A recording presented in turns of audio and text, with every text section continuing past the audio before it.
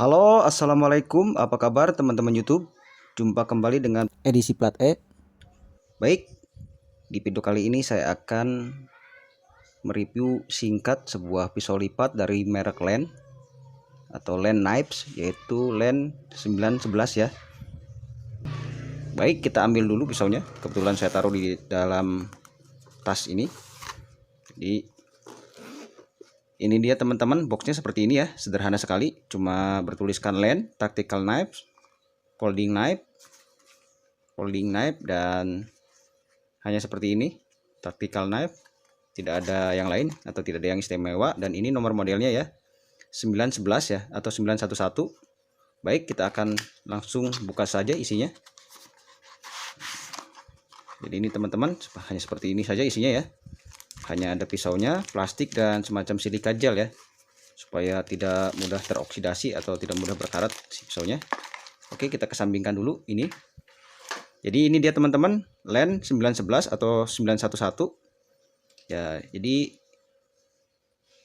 ini adalah pisau budget atau pisau dengan harga yang relatif terjangkau ya, dari Len ya, dan biasa disebut juga sebagai Sanrenmu Len 911 atau 9 plus ya.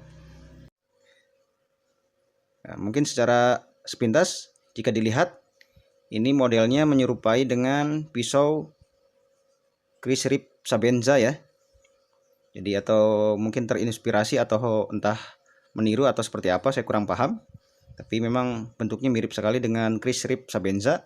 Hanya saja harganya jauh lebih rendah atau jauh lebih terjangkau, dan yang membedakannya ya materialnya ini boleh dibilang downgrade ya, tidak sepremium Chris Rip Sabenza atau pisau Chris Rip ya.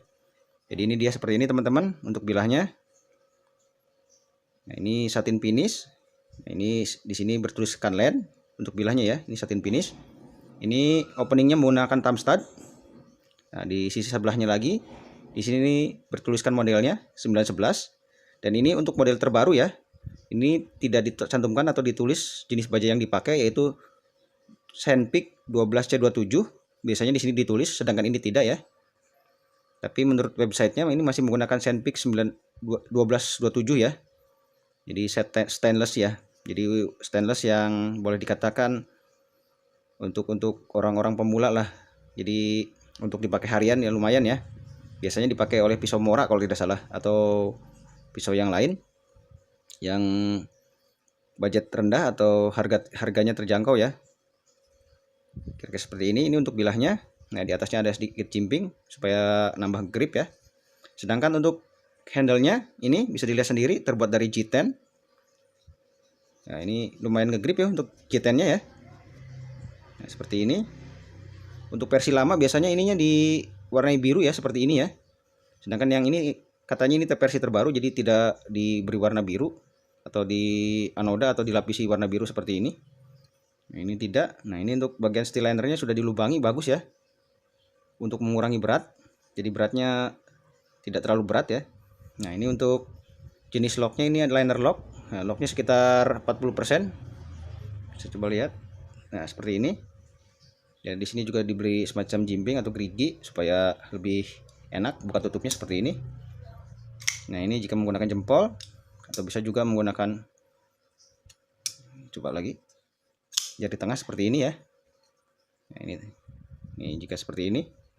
Nah, ini pocket clipnya, bukan deep carry pocket clip tapi lumayan ya, lumayan kencang ini, lumayan keras juga ini dibukanya.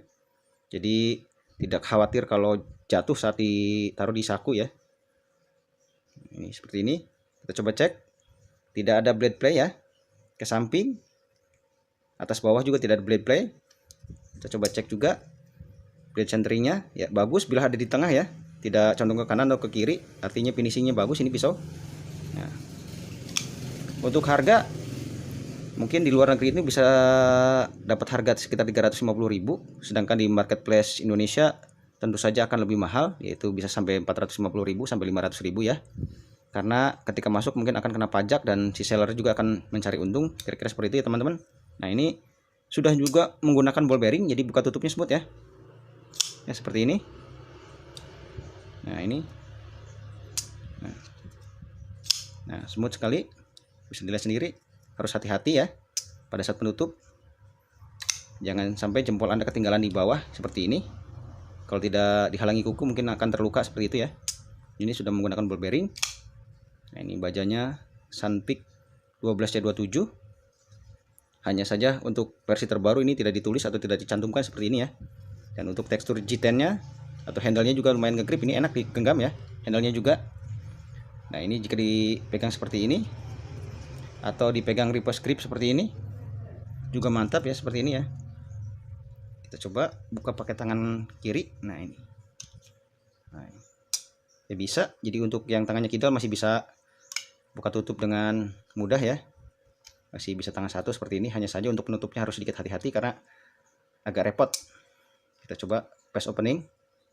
Nah, bisa seperti ini teman-teman. Bisa dilihat sendiri. Nah, seperti ini. Oke, kita akan coba cek speknya ya. Jadi seperti ini. Untuk panjang bilah itu sekitar 9 cm dan panjang total itu sekitar 20 cm ya. 20,5 cm ya. Sedangkan untuk lebar bilah itu sekitar 2,6 terlebar itu. Lebar handle itu sekitar 2,4 dan ketebalan bilah itu di angka, kita coba fokus dulu ya, tertebal itu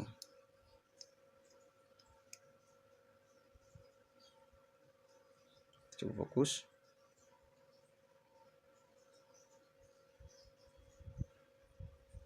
ya, di angka 3 mili ya teman-teman ya, kurang lebihnya 3 mili.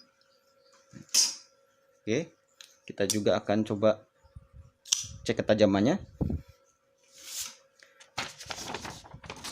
Ini kita akan coba cek ketajamannya ya pada kertas ya. Bisa dilihat sendiri seperti ini. Tajam sekali. Bisa dilihat dan didengar dengan suaranya. Nah, seperti ini. Bisa digaul juga atau memotong dengan gelombang seperti itu. Nah, seperti ini. Suaranya halus, menandakan pisau ini sangat tajam ya. Entah kenapa saya lebih suka baja Sunpeak 12C27 ya ketimbang baja buatan Cina 8CR13 atau 8CR14 ya, atau seri CR yang lain. Nah, seperti ini, tajam ya teman-teman.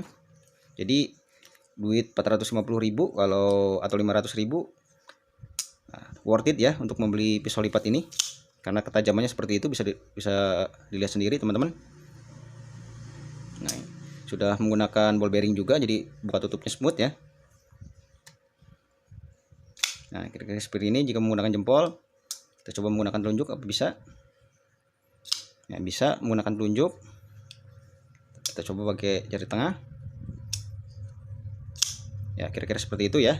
Jadi untuk harga ini sekitar 450.000 kalau di Indonesia. Kalau ingin lebih murah tapi kena pajak ya, beli di marketplace luar negeri sekitar 350.000 ya. Bisa lebih juga karena kena ongkos kirim atau kena pajak juga.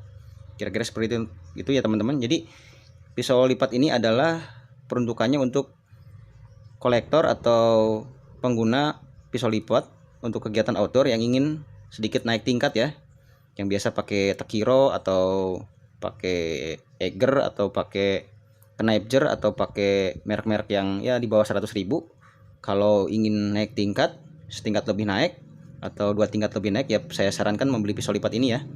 Kira-kira seperti itu karena kualitasnya juga bagus dan mantap juga, modelnya juga boleh dibilang keren. Kira-kira seperti itu ya teman-teman. Nah, mungkin itu saja keunggulannya, dan bisa dilihat sendiri ini dari dekat finishingnya rapi ya, tidak ada sudut-sudut tajam yang mengganggu pada saat digenggam atau dipegang. Mungkin salah satu yang bikin tidak nyaman hanya ininya saja ya, si pocket clip ketika dipegang seperti ini, jadi agak terasa mengganjal saja. Kira-kira seperti itu. Baik teman-teman, saya rasa cukup sekian. Terima kasih sudah menyaksikan. Wassalamualaikum warahmatullahi wabarakatuh. See you, bye-bye. Jangan lupa like, subscribe, dan share-nya ya. Jangan lupa juga di komentari. See you, ciao.